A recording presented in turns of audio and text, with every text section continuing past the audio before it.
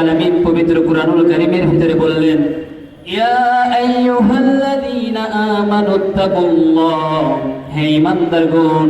আল্লাহ রাব্বুল আলামিন ঈমানদারদেরকে ডাকতে বললেন, হে ঈমানদারগণ, ইয়া আইয়ুহাল্লাযীনা আমানুত্তাকুল্লাহা হাক্কা তুকাতিহি, তোমরা ভয় করো, আমি আল্লাহকে ভয় করো, ভয় করার মতো ভয় করো। হাক্কা তুকাতিহি ওয়া লা তামুতুন্না ইল্লা ওয়া আনতুম মুসলিমুন, এবং প্রকৃত মুসলমান না হয়ে তোমরা কবর জগতে এসো না। সম্মানিত হাজিরিন, আল্লাহ রাব্বুল আলামিন বললেন, ইয়া আইয়ুহাল্লাযীনা আমানু, হে ঈমানদারগণ। ঈমানদারগণকে ডাকতে বললেন আল্লাহকে ভয় করতে, ভয় করার মতো ভয় করতে, এবং প্রকৃত মুসলমান না হয়ে কবরে যেতে মানা করলেন।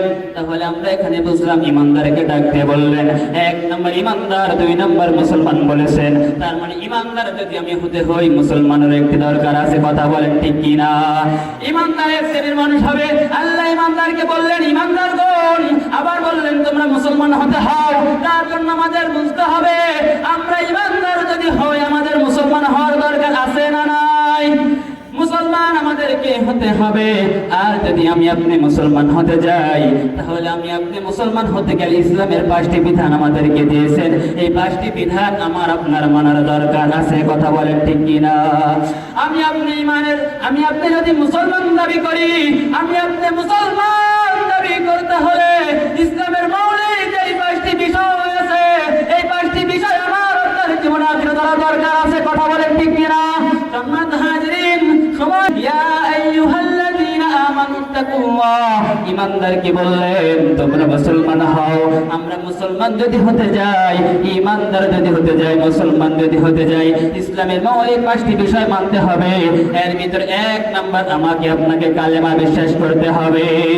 আমি আপনি যদি কালেমা বিশ্বাস করি, 2 নম্বরে আমার আপনার জন্য নামাজ আল্লাহ রাব্বুল আলামিন দিয়েছেন। আমি আপনি যদি মুসলমান দাবি করি, তাহলে আমার আপনার নামাজের দরকার আছে না নাই? আমি আপনি যদি নামাজ না পড়ি, তাহলে আমি আপনি কি মুসলমান হতে পারবো? আমার আপনি মুসলমান দাবি করি, অথচ বাংলার জমিনে এখন পর্যন্ত অনেক মানুষ আছে নামাজ আদায় করে না।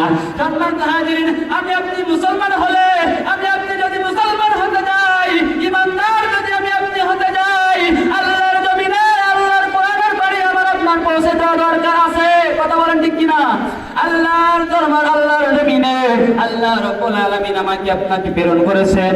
শুধু আল্লাহর হুকুম আমি আপনি মানলেই হবে না, আল্লাহর হুকুম মানাই আমি আপনার মানতে হবে। এবং অপর মুসলমান ভাইদেরকে, অপর ভাইদেরকে হিন্দু হোক বৌদ্ধ হোক, তাদের কাছে আমার আপনার ধর্মের বাণী তাদের কাছে পৌঁছে দেওয়ার দরকার আছে নাই? আমি আপনি শুধু নামাজ পড়লে হবে? আল্লাহ রাব্বুল আলামিন শুধু আমাকে আপনাকে নামাজ পড়তেই বলে নাই, নামাজ পড়তে বলেছেন এবং নামাজ কায়েম করতে বলেছেন, সালাত কায়েম করতে বলেছেন। আর আমি আপনি শুধু নামাজ পড়লাম আর বাকি ভাইদেরকে আমি আপনি নামাজের জন্য দাওয়াত করলাম না, তাহলে আমি আপনি কি মুসলমান হতে পারবো? আমি আপনি মুসলমান হতে পারবো না। এই জন্য আমার আপনার যদি মুসলমান হতে হয়, তাহলে আমার আপনার আল্লাহর জমিনে আল্লাহর কোরআনের বাণী আমার আপনার ছেড়ে দেওয়ার দরকার আছে। আর যদি আমি আপনি ছেড়ে যদি না দেই, আজকে আমি আপনি মুনাফিক মার্কা মুসলমান হয়ে গেছি, আল্লাহর জমিনে আল্লাহর কোরআন আমার আপনার জীবনে বাস্তবায়ন করতে পারি নাই বিধায় আজকে আমার অপর দিকে ফিলিস্তিন ভাইয়েরা আজকে ইসরায়েলবাসীর কাছে আমার আপনার জন্য আজকে তারা নির্যাতিত হচ্ছে।